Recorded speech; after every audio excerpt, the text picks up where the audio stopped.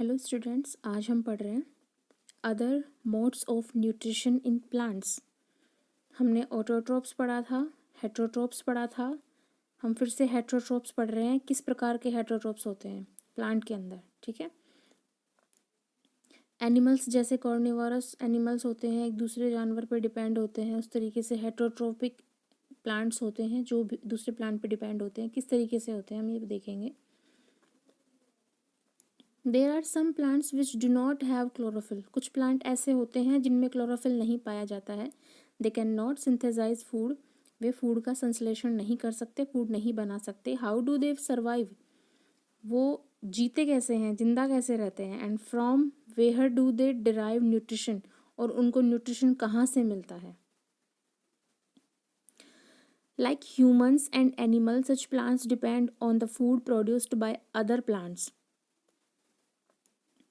जैसे कि मनुष्य और जानवर प्लांट्स के ऊपर डिपेंड होते हैं अपने फूड के लिए, और they use the heterotrophic mode of nutrition. तो जो प्लांट जो ह्यूमन और एनिमल्स हैं वो हेट्रोट्रोपिक मतलब जो ऐसे प्लांट होते हैं लाइक ह्यूमन और एनिमल के जैसे। जैसे कि ह्यूमन और एनिमल, मनुष्य और जानवर अपने फूड के लिए प्लांट्स पे डिपेंड होते हैं, अदर प्लांट्स पे, अदर एनिमल्स पे डिपेंड होते हैं। वैसे ही प्लांट्स भी जो होते हैं, जो हेट्रोट्रोपिक प्लांट होते हैं, वो दूसरे प्लांट पे डिपेंड होते हैं अपने फूड के लिए। Look at figure 1.5। Do you see a yellow wiry branches structure. देखिए इस डायग्राम में, देखिए आपको एक येलो कलर की ये जो इसके ऊपर फैली हुई है स्ट्रक्चर, ये आपको दिखाई दे रही है। ठीक है।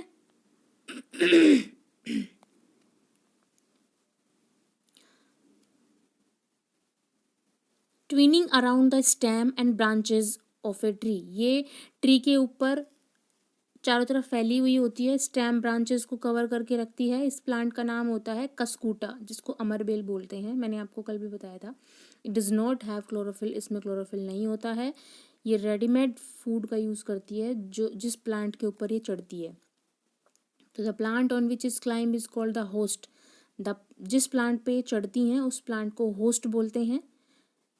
It deprives the host of valuable nutrition. जो होस्ट को जो न्यूट्रिशन मिलने चाहिए वो उससे वो प्राप्त कर लेती है। यानी कि जिस प्लांट पे ये फैली हुई होती है उस प्लांट से ये न्यूट्रिशन प्राप्त कर लेती है और अपनी ग्रोथ को बढ़ाती है, और जो दूसरे प्लांट जो होता है उसकी ग्रोथ को घटा देती है। ठीक है। Hair which are directed downwards. When an insect land in the picture, the lid closes and the trapped insect gets entangled into the hair.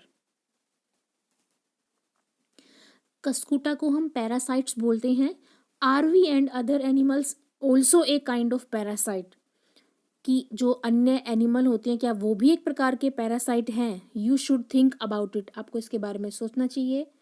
Have you seen और heard of plants that can eat animals. क्या आपने ऐसे plant का नाम सुना है जो animal खाते हैं, यानी कि एनिमल्स को खाते हैं। There are a few plants, कुछ प्लांट ऐसे होते हैं which can trap insect and digest them. जो इंसेक्ट्स को ट्रैप कर लेते हैं, कैप्चर कर लेते हैं और उसको डाइजेस्ट कर जाते हैं। Is it not amazing. ये अमेजिंग नहीं है क्या, ये अमेजिंग नहीं है। सच प्लांट्स मे बी ग्रीन और ऑफ सम अदर कलर। कुछ प्लांट ग्रीन होते हैं और कुछ अन्य कलर के भी होते हैं। Look at the plant in figure 1.6. The picture like of jug like structure is the modified part of a leaf. The apex of the leaf form a lid which can open and close the mouth of the picture. आपने pitcher plant देखा होगा। ये जो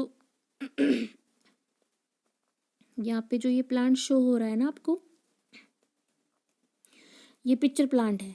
ये pitcher plant में जो ये वाली स्ट्रक्चर होती है ना, ये कप के लाइक, जग लाइक स्ट्रक्चर होती है, और ये ऊपर इस तरीके से एक लिड लगी होती है, कैप लाइक स्ट्रक्चर। इसको अगर जूम करके देखेंगे तो हमें ये वाली स्ट्रक्चर शो होती है, ये वाली। ठीक है। तो इस वाली स्ट्रक्चर में कोई भी इंसेक्ट्स, कीड़े मकोड़े जो भी हैं वो इसके अंदर एंटर कर जाते हैं। जैसे ही इसके अंदर एंटर करते हैं, ये कैप जो लिड होती है ये क्लोज जाती है, ये इसके ऊपर आ जाती है। ठीक है। तो ये वाली जो कैप है ये इसके ऊपर ढक जाती है और फूड जो होता है वो नीचे कैप्चर होता हुआ इधर से, जैसे इस प्लांट में इधर होता हुआ ये कैप्चर हो जाता है, प्लांट इसको डाइजेस्ट कर लेता है। ठीक है।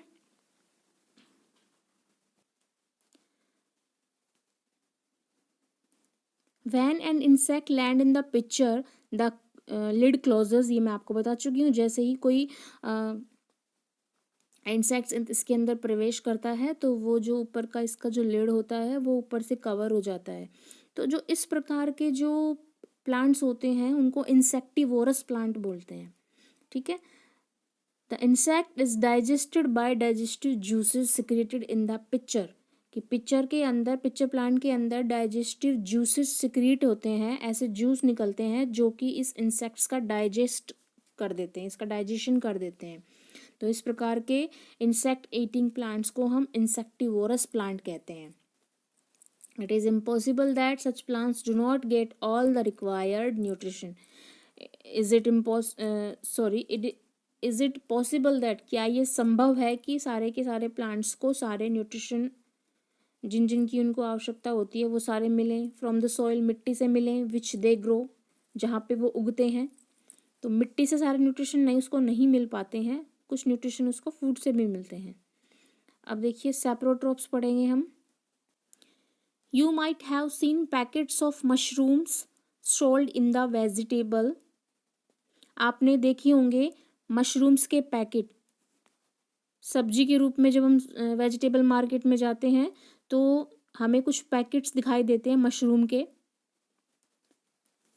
इस तरीके से आपको डायग्राम दे रखा है और एक मशरूम की स्ट्रक्चर इस तरीके से होती है। मशरूम की खेती की जाती है।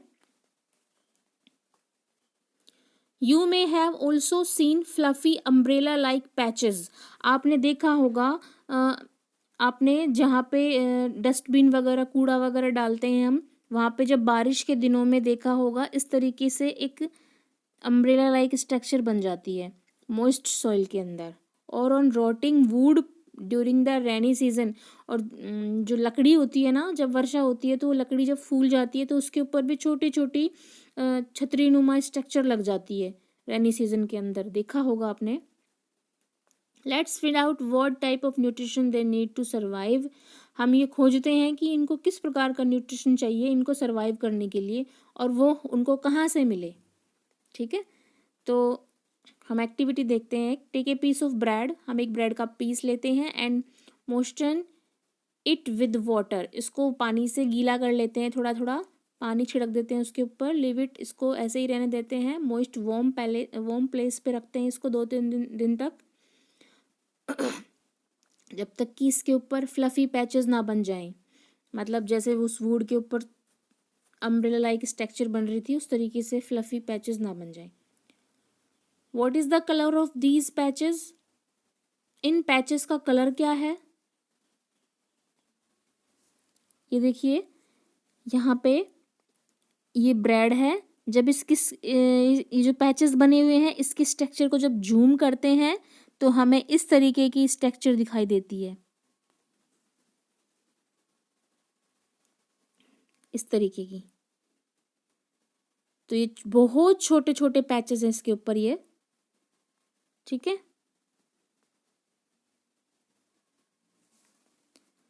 Observe the patches under a microscope. जब हम इसको एक मैग्नीफाइंग ग्लास के ऊपर रख के या फिर माइक्रोस्कोप में देखते हैं तो हमें किस तरीके से दिखाई देते हैं ये। अभी मैंने आपको दिखाया जूम करके, इस तरीके से दिखाई देते हैं ये। Write down your observation in the notebook. You will see cotton like thread spread on the piece of bread. कि इस ब्रेड के ऊपर हमें एक कॉटन के जैसे स्ट्रक्चर दिखाई देती है। These organism are called fungi. ये जो ऑर्गेनिज्म है, ये जो कॉटन लाइक स्ट्रक्चर है, इसको हम फंगी बोलते हैं। फंगी, फंगस बोल सकते हैं हम। ठीक है। फफूंद जिसको कहते हैं हम नॉर्मल भाषा में, तो उसको ये फंगी होता है वो। ठीक है। They have a different mode of nutrition. कि इनको ये इनके पास एक विशेष प्रकार का मोड ऑफ न्यूट्रिशन होता है। ठीक है। जिसको कि सैप्रोट्रॉफिक न्यूट्रिशन बोलते हैं।